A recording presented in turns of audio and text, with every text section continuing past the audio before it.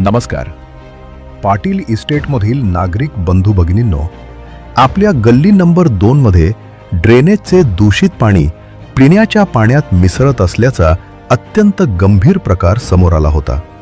नागरिकांच्या आरोग्याशी निगडीत या प्रश्नावर सामाजिक कार्यकर्ते श्री संदीप गौतम लंकेश्वर आणि सौ निकिता संदीप लंकेश्वर यांनी पुणे महानगरपालिकेकडे ऑनलाईन तक्रार नोंदवून युद्ध पातळीवर पाठपुरावा केला.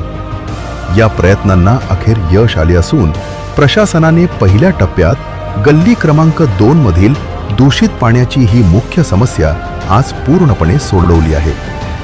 अधिकाऱ्यांनी दिलेल्या आश्वासनानुसार दूषित पाण्याचा प्रश्न मिटल्यामुळे आता लवकरच दुसऱ्या टप्प्यात कमी दाबाने येणाऱ्या पाण्याच्या समस्येवरही काम सुरू केले जाईल.